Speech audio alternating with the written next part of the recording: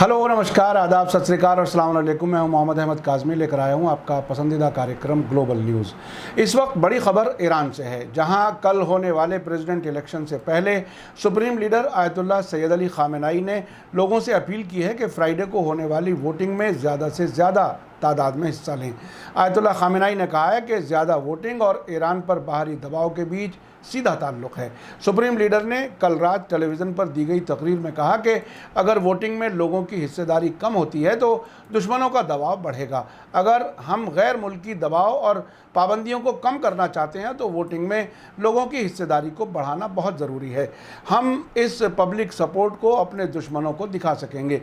Ayatollah Khamenei ने कहा कि सभी ईरानी शहरियों को चाहिए कि वे जिस भी सियासी नज़रिए को पसंद करते हों, बढ़ चढ़कर वोटिंग में हिस्सा लें।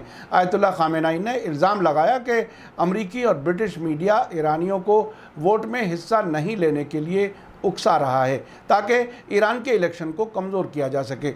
आयतुल्लाह ख़ामेनेई ने कहा कि ईरान की हुकूमत में आवाम की मौजूदगी की ख़ास अहमियत है और ये मामला सिर्फ सियासी नहीं है। उन्होंने कहा कि इस्लामी लोकतंत्र यानी इस्लामिक रिपब्लिक में एक हिस्सा इस्लामी है जबकि दूसरा हिस्सा लोकतंत्र यानी डेमोक्रेसी है। अगर जनता की मौजूदगी ना हो तो फिर इस्लामी लोकतांत्रिक सिस्टम अधूरा रह जाएगा। इसी बीच ईरान में वोटिंग से 24 घंटे पहले आज सुबह इलेक्शन कैंपेन ख़त्म हो गई। वहां प्रेसिडेंट इलेक्शन के साथ ही गार्जियन काउंसिल और गांव और नगर परिषद के इलेक्शन भी हो रहे हैं। कल मुल्क भर में सुबह 7 बजे से वोटिंग शुरू हो जाएगी। रिपोर्ट के मुताबिक पूरे मुल्क में प्रेसिडेंट इलेक्शन के लिए 66,800 वोटिंग सेंटर बनाए गए हैं, जबकि नगर और ग्राम परिषद के इलेक्शन के लिए 75,015 वोटिंग सेंटर तैयार किए गए हैं। ईरान में कुल 5,93,10,307 लोगों को वोट देने का हक हासिल है। इनमें से 13,92,148 लोग पहली बार वोट डाल रहे हैं।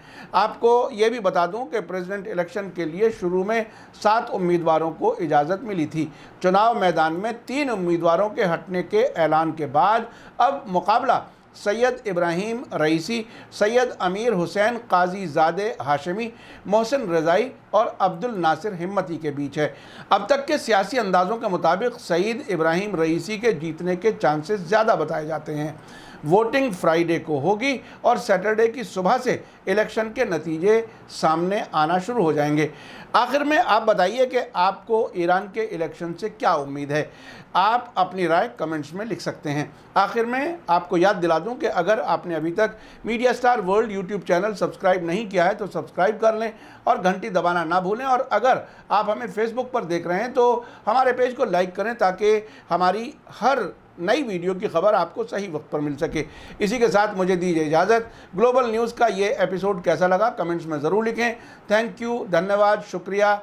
जय भारत, जय हिंद। मीडिया स्टार वर्ल्ड के और वीडियो देखने के लिए हमारे चैनल को सब्सक्राइब करें और सीधे नोटिफिकेशन पाने के लिए बेल आइकन दबाएं। और अगर हमारी खबर सच्ची और अच्छी लगे तो अपने व्हाट्सएप, इंस्टाग्राम, फेसबुक और ट्विटर अकाउंट पर ज़रूर शेयर करें।